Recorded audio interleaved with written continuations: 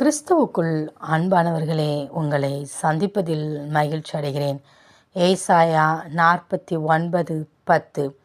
அவர்கள் பசியாயிருப்பதுமில்லை, தாகமாயிருப்பதுமில்லை, உஷ்ணமாகிலும் வெயிலாகிலும் அவர்கள் மேல் படுவதுமில்லை.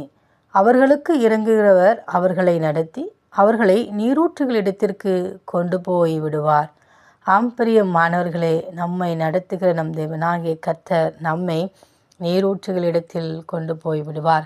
நீரூற்று இருக்கிற இடத்தில் சுற்றிலும் பசுமையாய் காணப்படும், செழிப்பு காணப்படும். நம் தேவனாகிய கர்த்தர் நம்மையும் செழிப்பான இடத்திலே கொண்டு போய் விடுவார்.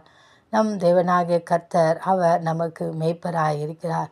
அவர் ஆடுகளை மேய்ச்சலுள்ள இடத்திலே அவர் மேய்த்து அமர்ந்த தண்ணீர்கள் அண்டையில் கொண்டு போய் விடுகிறார். அதே போலதான் அவர் யாருக்கு இறங்குகிறாரோ அவர்களுக்கு நீரூற்றுகளை கர்த்தர் கட்டளையிட்டு தருகிறார். எனவே நமக்கு இறங்குகிற தேவனை நோக்கி பார்ப்போம். ஓடுகிறவனாலும் அல்ல, நடுகிறவனாலும் அல்ல, இறங்குகிற தேவனாலே எல்லாம் ஆகும் என்று சொன்ன வார்த்தையின்படி நம் தேவனாகிய கர்த்தரிடத்திலே நாம் வந்து நிற்போம். அவருடைய பாதத்தில் எப்பொழுதும் காணப்படுவோம். அப்பொழுது கர்த்தர் நமக்கு இறங்குகிறவர்களாய் காணப்படுவார். இரவும் பகலும் அவரையே நோக்கி இருக்கிற பிள்ளைகளுக்கு அவர் இரக்கம் செய்யாதிருப்பாரோ? அவரையே நாம் நோக்கி பார்க்கும்போது அவர் நமக்கு இரக்கம் செய்து நம்முடைய கண்களுக்கு நீரூற்றை கட்டளையிட்டு அதை காண செய்வார். அதில் நம்மை மகிழ செய்வார்.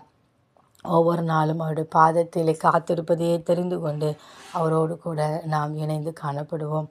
அந்த தேவனின் அன்பு கரங்களை நாம் பற்றி கொண்டு அவரோடு கூட வாழ்வோம். ஆமேன்.